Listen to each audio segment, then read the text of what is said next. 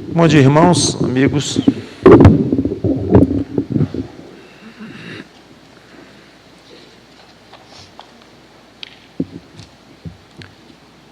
Vamos continuar estudando Êxodo. Esta é a 19ª pregação. E não me perguntem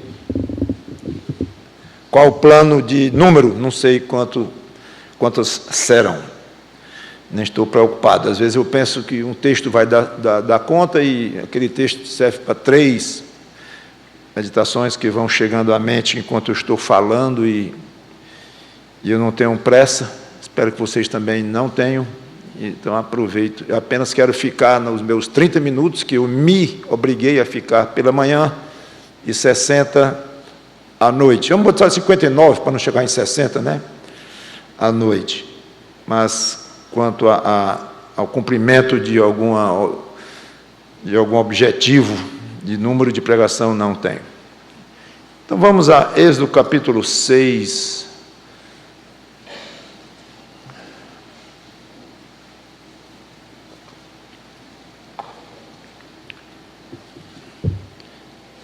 Eu vou tentar abranger hoje dos versículos 9 a 13.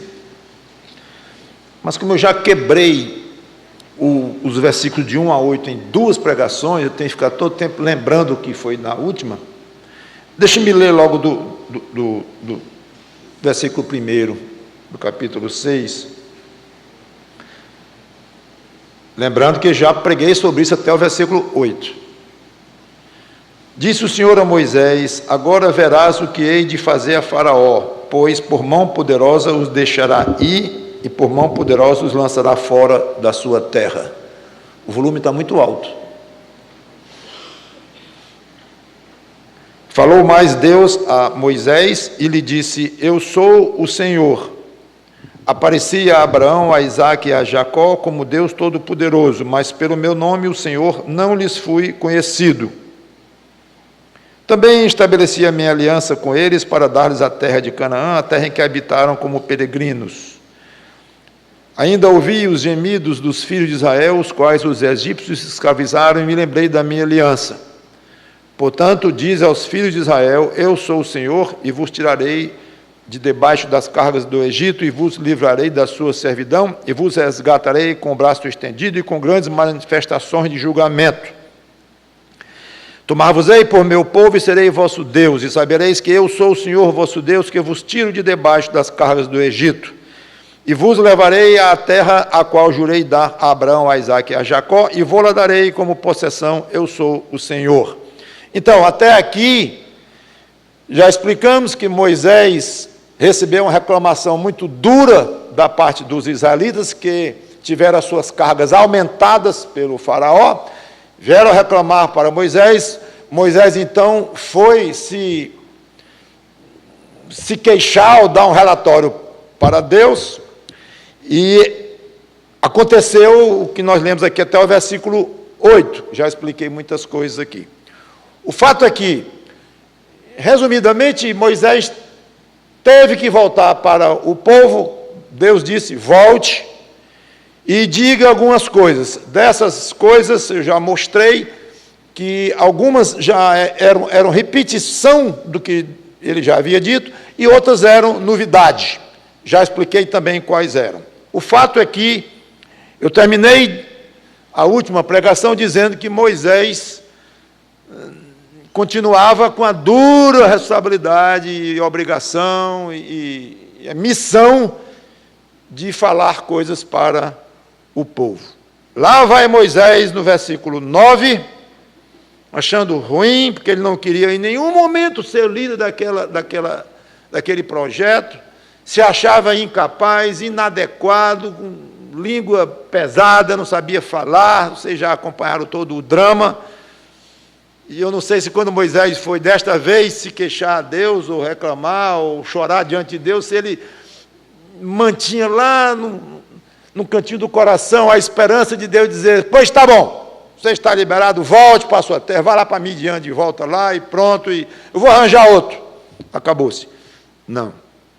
Deus insiste com Moisés: volte para o povo e os enfrente. Então lá vai Moisés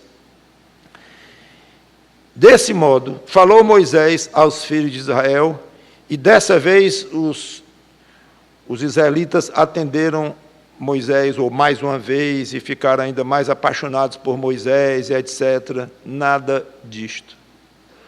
Desse modo falou Moisés aos filhos de Israel, mas eles não atenderam a Moisés. Para quem já não queria ir, se você tem alguma chamada para algum tipo de liderança ou de tarefa, ou de trabalho no reino de Deus, se prepare. É desse jeito aqui. Deus escala Moisés para ir, falar para o povo dele, Deus. Moisés vai, achando ruim, se achando inadequado. Eu digo achando ruim, é no sentido de se achar inadequado. Eu não estou dizendo que Moisés achava ruim servir a Deus, ou fazer uma obra belíssima dessa. Não estou entrando no coração de Moisés. Acho, inclusive, muito mais provável é que, sim, ele estava feliz com aquilo e se sentindo muito alegre e honrado com aquela missão. Quando eu digo que ele não queria ir, é no sentido de dizer, não, isso aqui não, Senhor, isso aqui eu não sei, eu não consigo, é se achando inadequado. Mas, às vezes, Deus coloca o seu servo numa posição em que ele, o servo, acha que não consegue fazer. Pois é, pode achar, mas Deus acha o contrário. Aliás, Deus não acha, Deus afirma. Então, vemos um contraste triste com esta passagem aqui que eu já preguei, capítulo 4. Na primeira vez que Moisés chegou ao povo, dizendo que vinha com a autorização de Deus e o poder de Deus por trás dele, para tirar o povo, falar com o faraó, tirar o povo do Egito, Arão ao lado dele, Moisés, o resultado foi, não precisa ir lá não, mas capítulo 4, versículo 31, e o povo creu, o mesmo povo, talvez semanas antes, não temos a cronologia exata, e o povo creu, e tendo ouvido que o Senhor havia visitado os filhos de Israel, e lhes vira a aflição, inclinaram-se e o adoraram. Agora nós vemos, desse modo falou Moisés aos filhos de Israel, mas eles não atenderam a Moisés. Outra reação, totalmente diferente, o contrário. E a Bíblia explica por quê. É bom quando ela explica, porque nós não temos que especular. Por causa da ânsia de espírito e da dura escravidão. Os entendidos no hebraico, alguns acham melhor a ideia de impaciência, quando fala aqui em ânsia de espírito. Com as palavras lá eles explicam, admitindo o fato de que eles estavam muito impacientes, irritados e provavelmente irados, e dizem que a palavra, lá no original, cabe a ideia de irritado, mesmo, zangado, talvez se sentindo traídos, como eles estavam, se sentindo traídos por Moisés, que disse que vinha em nome de Deus e tal, e deu no que deu. Moisés foi falar com o faraó se zangou e aumentou em muito a carga sobre os pobres dos israelitas, e eles então se sentiram muito decepcionados. A escravidão gerou angústia, ou irritação, que acabou gerando impaciência e raiva. Ou seja, é compreensível. Mesmo que a mensagem de Moisés tenha sido espetacular, de grandes notícias, e eu não vou repetir o que eu já expliquei e li agora nos primeiros versículos do capítulo 6, dizendo que agora Deus ia aparecer ou se fazer conhecer ao povo como Jeová. Eu passei uma pregação inteira só nessa parte, não vou repetir, que os próprios patriarcas não conheciam a Deus como Jeová. Eu sou o que sou. Agora ele ia se revelar aos filhos de Israel como eu sou. Então, e Deus insistia em afirmar que Deus, iria libertar o povo das garras de Faraó. Sim, Moisés repetiu isto para o povo. Então, o conteúdo da mensagem de Moisés, nesta segunda vez que ele se aproxima do povo para falar, o conteúdo era espetacular, novidades somadas com repetições, mas todas elas, sem exceção, todas elas altamente otimistas, benéficas ao povo. Não tinha exigência nenhuma para o povo, nada, só dizendo: Deus vai livrar vocês, Deus está aqui, me mandou para tirar vocês daqui, vocês vão conhecer a Deus de uma maneira tão íntima e tão forte, que nem os patriarcas conheceram. Então, uma mensagem absolutamente espetacular, que Moisés trazia para o povo. Não deu certo, não. Encontrou o povo sofrido, irritado, talvez até zangado. Duas observações. Primeira, crentes desanimados ou rebeldes à palavra de Deus podem estar sendo oprimidos de alguma maneira. O motivo pelo qual aquele povo reagiu daquela forma a Moisés era opressão, o peso da opressão sobre eles. Tanto que eu tenho que admitir, nós todos, acho que vocês concordariam comigo, o motivo é compreensível. Será que nós teríamos reagido de uma maneira diferente, com tanto sofrimento, tanta opressão sobre nós? Então, eu não vou aqui entrar num trabalho de defender o povo, acusar o povo, não. Mas apenas dizer, é compreensível e aprendamos alguma lição daí. O quê? O fato deles estarem oprimidos tapou os ouvidos deles para algo espetacular que o próprio Deus estava comunicando a eles através do seu servo Moisés. Tapou. Eles não conseguiram absorver. O espírito estava angustiado, o espírito estava triste, irritado, com raiva, seja lá o que for, de ruim.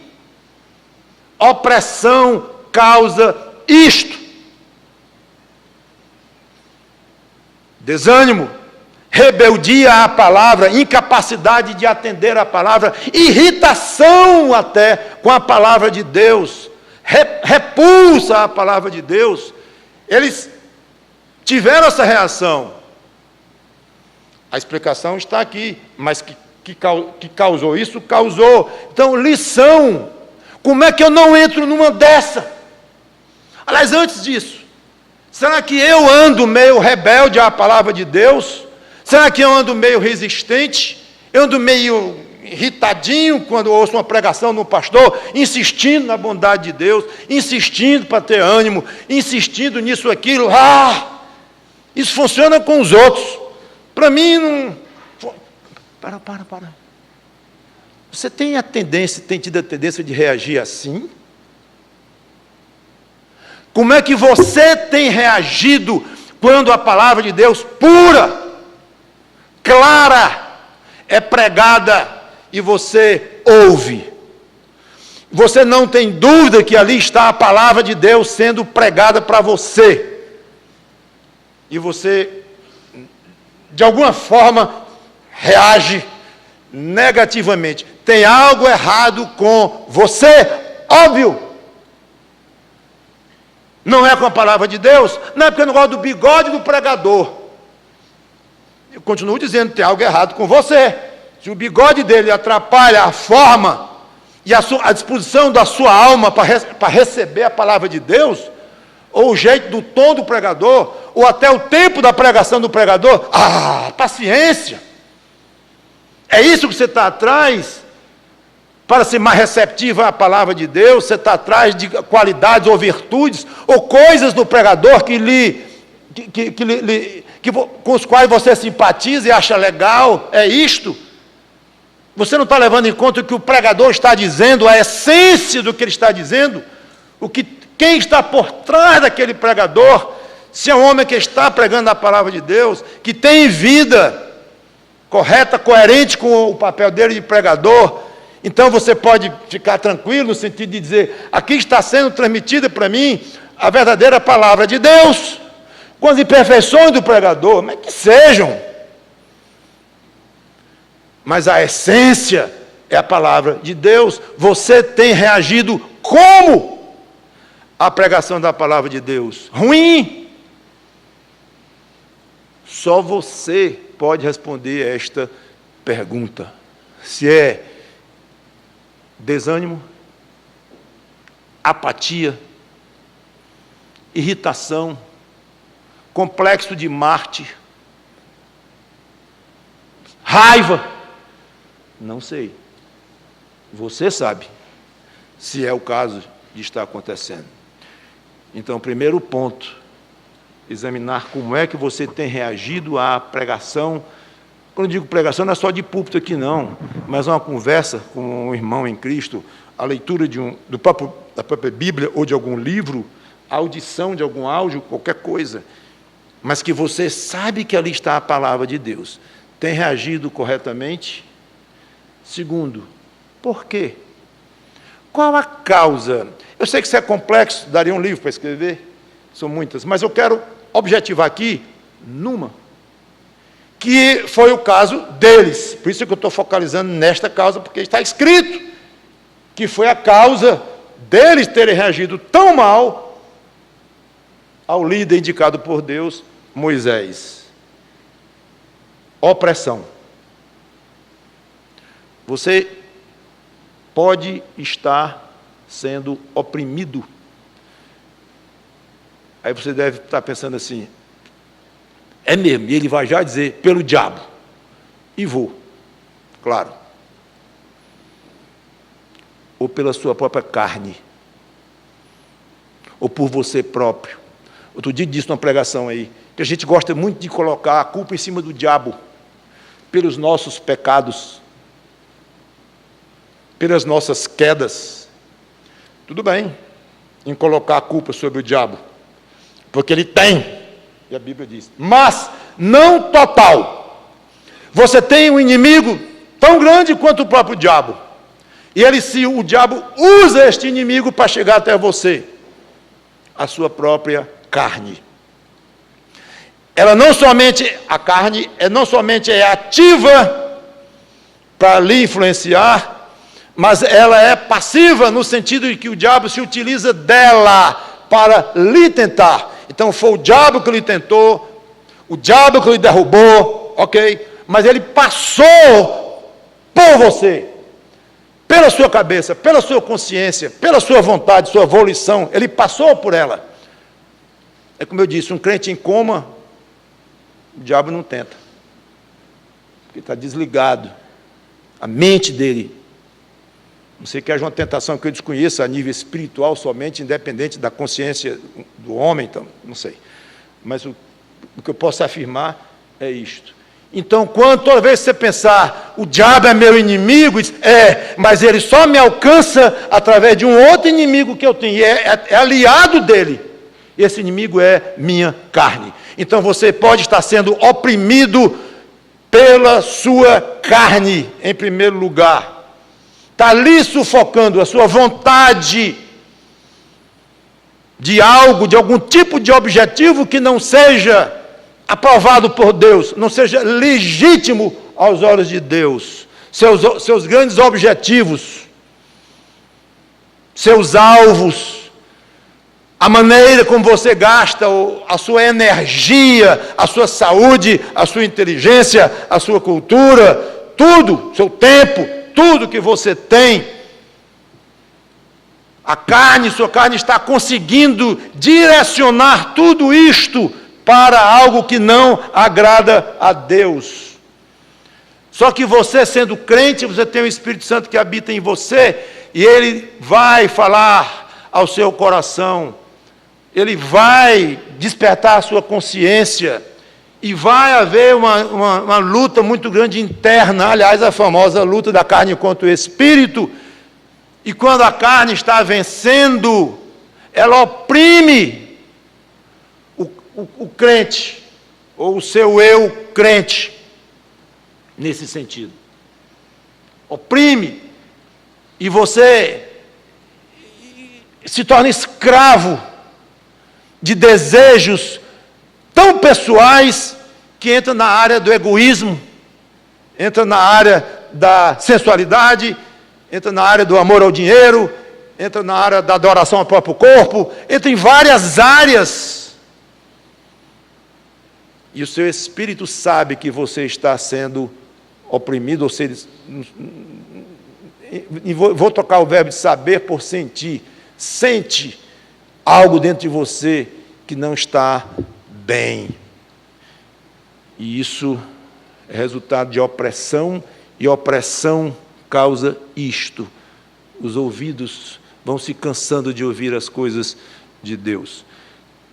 E sem falar no próprio diabo, claro, em toda a crueldade dele e o poder que ele recebeu de Deus, limitado o poder, obviamente, mas é poder, sobre nós ainda, infelizmente, que não damos ouvido como deveríamos dar ao Espírito Santo. Então, duas observações eu quero fazer. Para começar a pregação, ou seja, que eu já estou quase terminando. Mais uma vez, não vou chegar nem no versículo 10. Seja como for, a opressão tira a receptividade espiritual ou do seu espírito à palavra de Deus. Examine. Se você está se sentindo muito irritado com as pregações de alguém, ou leituras das coisas espirituais, se isso está sem graça para você, ou causando algum tipo de reação, examine. Não está bem a sua situação. Não vai dar certo. Não adianta. É nadar contra uma maré absolutamente poderosa, contra a qual você não vai conseguir. Você vai naufragar como crente. Não perder a salvação, mas naufragar como alguém que serve a Deus. Você sabia que tem filhos que são maus filhos? Claro que você sabia. Pois tem crentes que são maus filhos de Deus, crentes salvos pela fé no Senhor Jesus Cristo, mas servem ao Pai Celestial muito mal, são rebeldes, são frios, são desobedientes, são muitas coisas não desejáveis. Segunda observação, a difícil missão para Moisés, falar o que Deus mandou e não ser ouvido. E aqui vai mais para o líder, um pregador, um pastor, um professor, mas também para qualquer crente, no sentido de que o crente deve pregar, deve falar. Então, se ele vai falar, tem alguém ouvindo. E se tem alguém ouvindo, essa pessoa que está ouvindo vai reagir de uma certa maneira. Uma reação boa, agradável ou não. Então, todo crente, de uma forma ou de outra, passa por essa dificuldade aqui. O líder deve se acostumar a não ser ouvido, e, por extensão, todo crente, mesmo sendo a palavra de Deus. Cada um que não ouve, não aceita, vai ter a sua explicação. Como o povo poderia dizer, rapaz, como é que vocês tratam Moisés desta forma? Resistindo na cara, não aceitando mais. Outro dia vocês creram no que ele disse, adoraram a Deus, vibraram, porque Deus estava visitando vocês, como a expressão lá diz, agora vocês, essa maneira de tratar. Não, mas um minutinho, você não está sabendo da história. Ah, você está por fora. Você sabe o que aconteceu depois daquele dia que ele esteve aqui falando palavras bonitas para nós caímos na onda dele? Sabe o que houve aqui? O resultado da conversa dele com o faraó, que os nossos líderes foram maltratados lá pelos chefes egípcios, apanharam de chicote. Meu pai apanhou, eu apanhei de chicote. Como resultado da conversa desse que diz que é enviado por Deus, e ao estrago que ele causou aqui entre nós.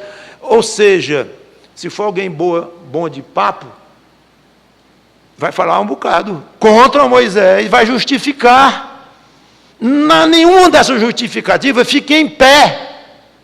Por mais bela que seja a exposição e inteligente a racionalidade do arrazoado dele lá, não vale. Porque o que Moisés fez diante do faraó era para ter feito mesmo. Quando ele disse que era enviado por Deus, era mesmo. Moisés fez tudo certo. Então não vale. E que era a palavra de Deus mesmo sendo transmitida através de Moisés, era. Então, nenhum tipo de motivo para você não ouvir a palavra de Deus é justificável. Vou dizer de novo. Nenhum motivo que você possa argumentar, justificando porque você não ouve bem a palavra de Deus, reage mal de uma certa forma negativa à palavra de Deus, nenhum motivo que você imaginar fica em pé. É papo. Se você está enganando a si próprio, ou o diabo está enganando também, junto com a sua carne, como eu falei, eu não sei.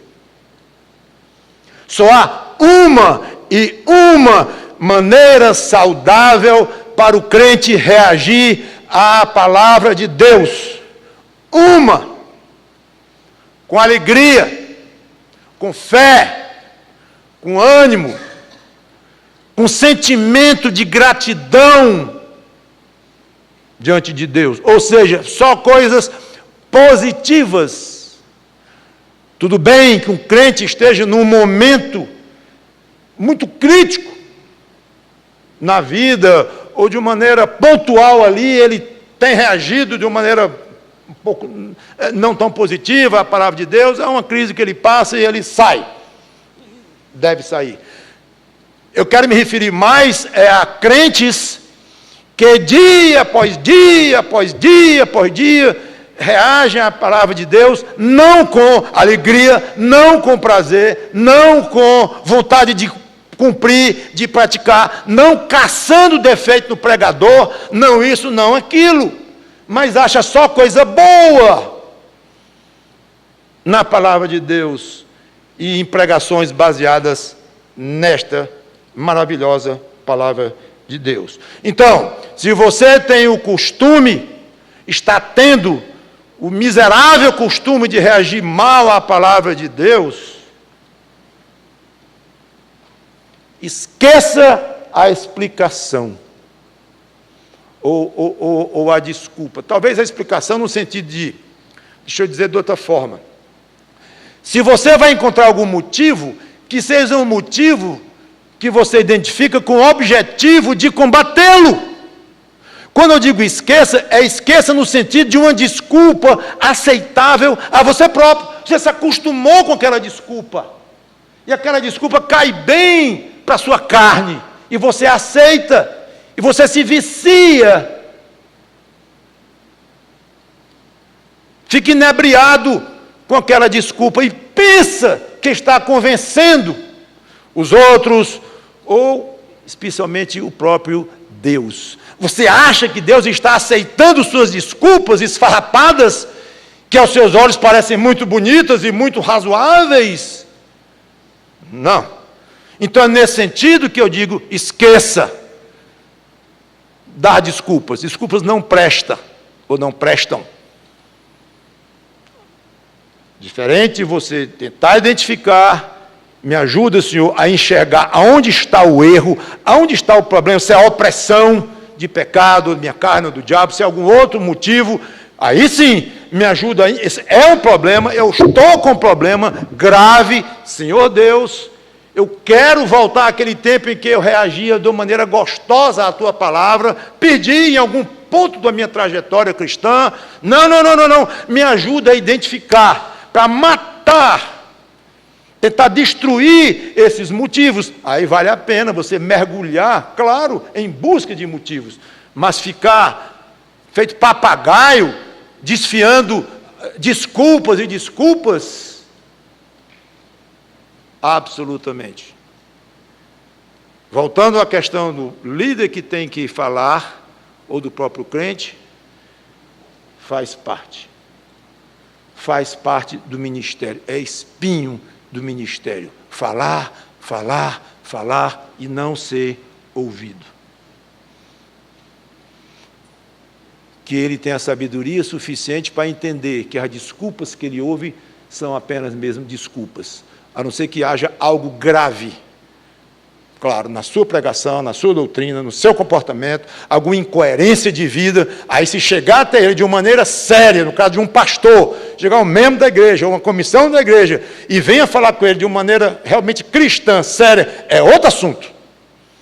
Claro que pode estar havendo problema com o pregador, obviamente.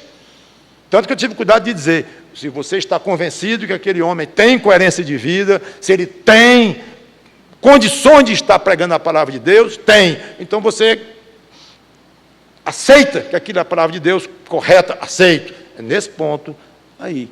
E quanto ao pregador em si, ao líder, ao professor, o pobre do professor da escola dominical passa a semana todinha preparando, ainda mais quando alguém que tem trabalho para fazer, uma carga grande, conheço dezenas assim, claro, e professoras também. Aí chego na aula, muitas vezes tem, sei lá, 20 alunos, 15, olhando para o teto, para o relógio, para o lado. Aí tem 5, estou sendo bom na estatística, 5 que estão com os olhos grudados lá, aprendendo. Por favor, professor, professora, não se deixe desanimar com os 15. Dê graças a Deus pelos 5. Pelos 3, pelos 2. Eu sei que dói, o ouvinte está com cara de sono, o ouvinte está olhando para o teto, está expressando no rosto um desinteresse, uma apatia, e doido que acabe aquela aula, aquela pregação, ou o que for. Eu sei disto. Não se deixe desanimar, faz parte do seu treinamento como professor, no caso, ou pastor, ou líder de um grupo, ou o que for, ou até mesmo como algum crente que está falando o Evangelho para um grupo de amigos da faculdade, ou seja, onde for, e a resistência, resistência, resistência. Faz parte. Não desanime.